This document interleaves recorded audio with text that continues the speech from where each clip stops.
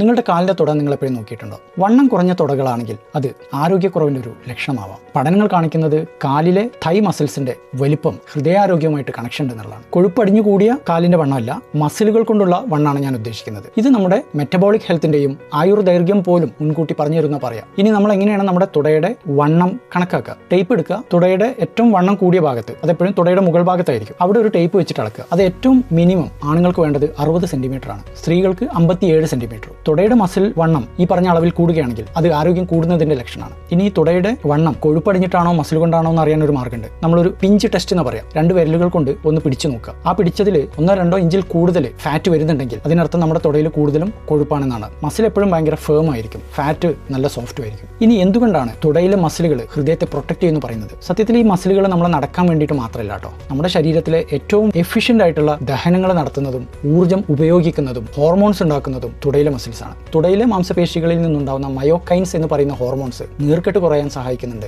Insulin sensitivity കൂട്ടുന്നുണ്ട്, കൊളസ്ട്രോളിന്റെ അളവ് നിയന്ത്രിക്കുന്നുണ്ട്, ഹൃദ്രോഗത്തിൽ നിന്നും protect ചെയ്യുന്നുണ്ട്. അതുകൊണ്ട് തന്നെ കൂടുതൽ മാംസപേശികൾ ഉണ്ടാവുകയാണെങ്കിൽ കൂടുതൽ പ്രൊട്ടക്ഷൻ കിട്ടുന്ന പറയാം. മാത്രമല്ല തുടയിലെ മാംസപേശികൾക്ക് ഗ്ലൂക്കോസ് സ്റ്റോർ ചെയ്ത് വെക്കാനുള്ള ഒരു കഴിവുണ്ട്. ഇങ്ങനെ ഷുഗർ സ്റ്റോർ ചെയ്ത് വെക്കുന്ന കാരണം ബ്ലഡിൽ ഷുഗർ അധികം ഉണ്ടാവില്ല, അതെല്ലാം മസിൽസിൽ ഇങ്ങനെ കയറി കിടക്കും. അപ്പോൾ നമ്മൾ ഭക്ഷണത്തിൽ കൂടുതൽ കഴിക്കുകയാണെങ്കിലും മസിൽസിലേക്ക് പോവുകയാണ്, നമുക്കൊരു ശല്യമല്ല. എന്നാൽ മാംസപേശികൾ കുറഞ്ഞ മെലിഞ്ഞ ആളുകൾക്ക് ഈ ഫുഡ് കഴിച്ചിട്ടുണ്ടാവുന്ന ഗ്ലൂക്കോസ് പോകാൻ സ്ഥലമില്ല, അതിങ്ങനെ രക്തത്തിലൂടെ ഒഴുകി നടക്കുകയാണ്. പിന്നീട് അത് കുടവയറായിട്ടും വിസറൽ ഫാറ്റൊക്കെ ആയിട്ട് മാറുകയാണ്. ഇനി ഈ മസിൽസ് കുറവാണെങ്കിൽ നമ്മൾ എന്താണ് ചെയ്യേണ്ടത്? തീർച്ചയായിട്ടും മസിൽ എക്സർസൈസുകൾ ചെയ്യാം. ക്വാറ്റുകൾ, ലെഗ് പ്രസ്സുകൾ, lunges, step up, deadlift. ആഴ്ചയിൽ 2-3 ലെഗ് എക്സർസൈസുകൾ പറ്റുമെങ്കിൽ ചെയ്യുക. ആ വെയിറ്റ് പതുക്കെ കൂട്ടി കൊണ്ടുവരിക.